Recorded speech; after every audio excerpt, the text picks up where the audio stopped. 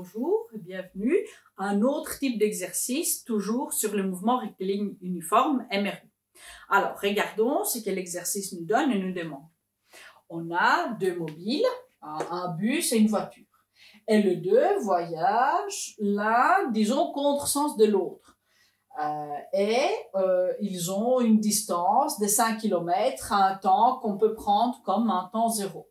Alors, le bus roule à une vitesse constante de 10 mètres par seconde, tandis que la voiture va rouler avec une vitesse constante de 20 mètres par seconde.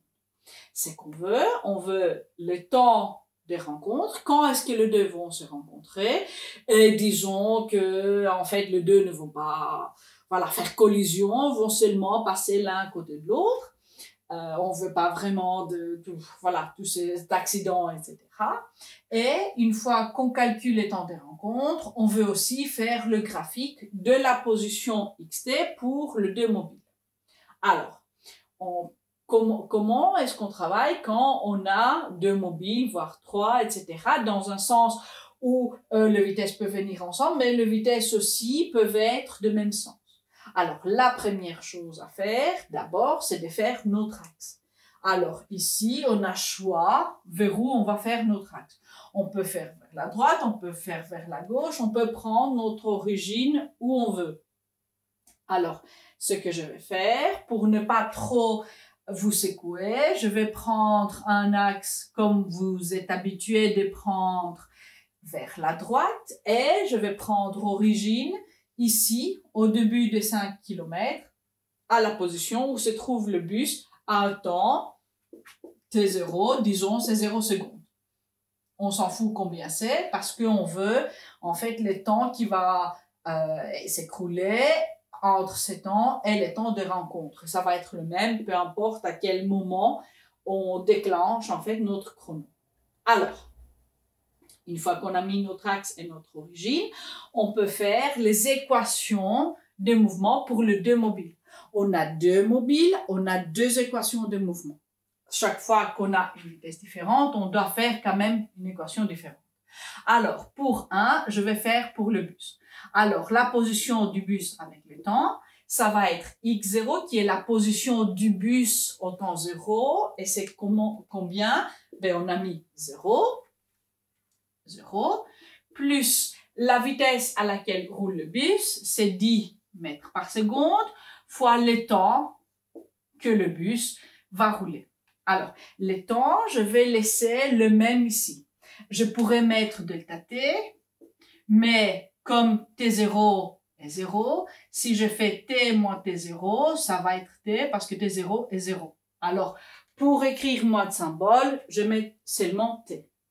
Je fais la même chose, l'équation du mouvement, ça veut dire pour la voiture. Alors, la voiture va commencer à une distance qui n'est pas 0 cette fois-ci.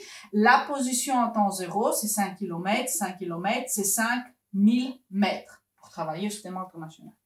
Alors, ce que je vais faire, je vais écrire 5000 mètres. Mais non, regardez sa vitesse, la vitesse de la voiture, ici, est contre l'axe. N'est pas avec l'axe, comme avant pour le bus qu'on a mis plus. Maintenant, c'est contre l'axe, alors on doit mettre moins. Alors, moins V2, alors 20, fois le temps. Alors, j'ai fait mes équations de mouvement. Quand est-ce que les deux vont se rencontrer? Les deux vont se rencontrer sur un même système finalement de distance. Quand ils vont se retrouver, quand les deux mobiles vont se retrouver à la même position, en même temps.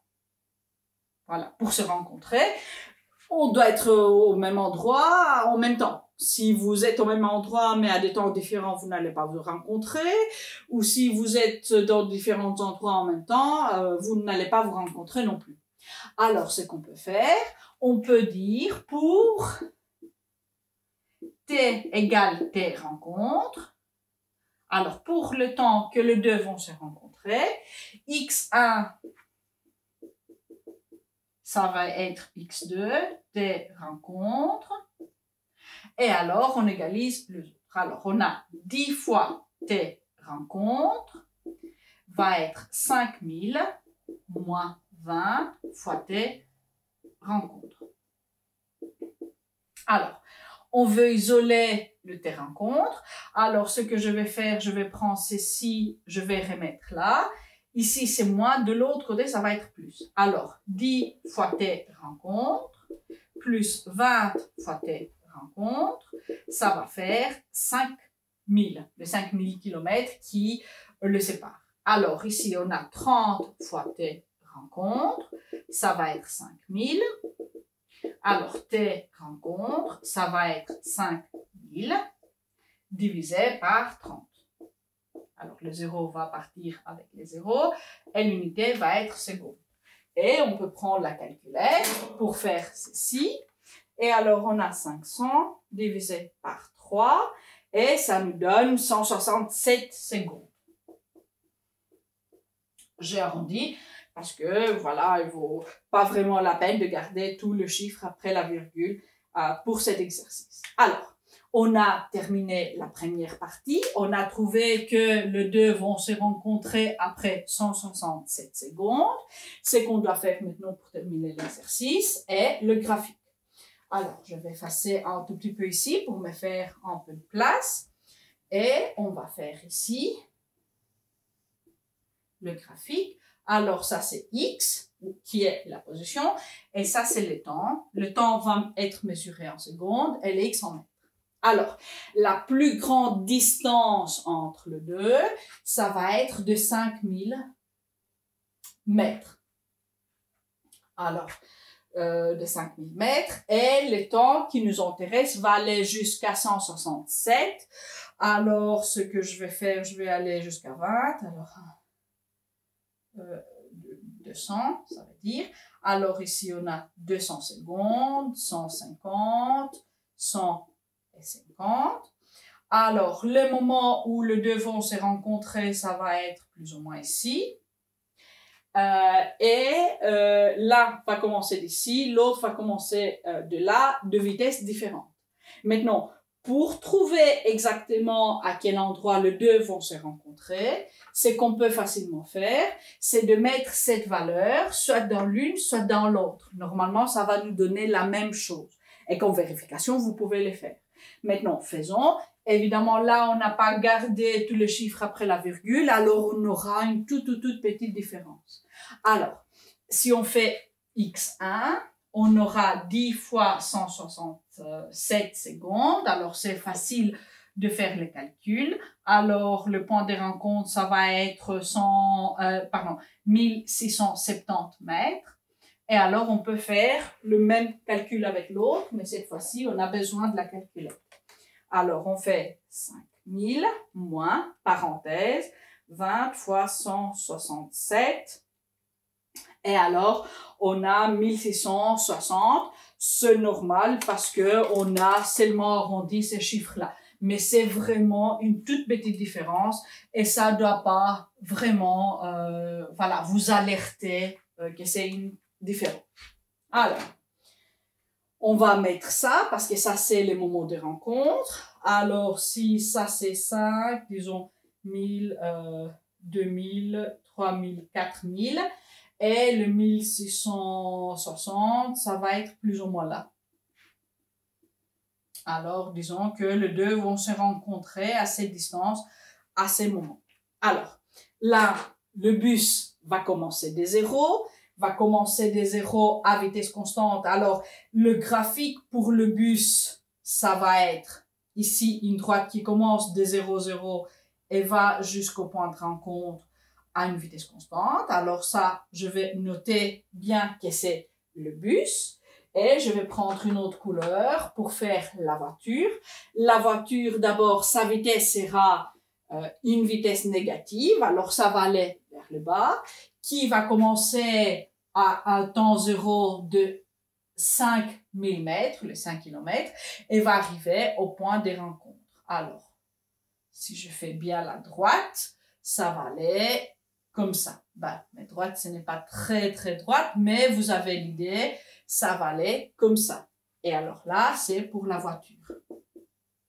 Maintenant, si vous vouliez faire aussi le graphique en V avec le temps, Alors, la vitesse en mètres par seconde, et ici, c'est le temps en secondes.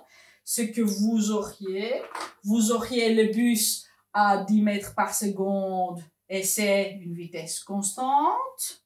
Et la voiture qui serait à 2 fois la distance, alors ici plus ou moins, à moins 20 mètres par seconde, jusqu'au moment où les deux vont se rencontrer, qui est à 167 secondes. Voilà. Et l'exercice est fait. C'est le moment du défi. Je vais effacer, je vais faire un exercice similaire, mais cette fois-ci, les deux mobiles vont rouler vers le même sens, mais évidemment avec des vitesses différentes. Alors,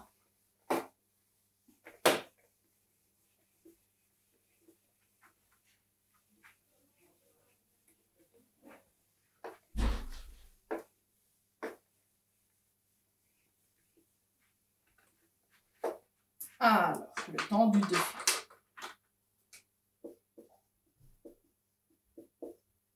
On a une route avec plusieurs bandes de circulation, disons ici, et on a un bus,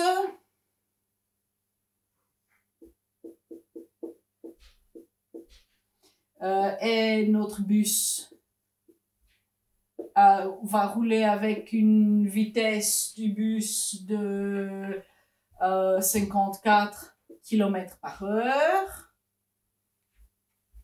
Et puis, on a une moto qui va commencer plus à l'arrière. Non, ça c'est pas moto.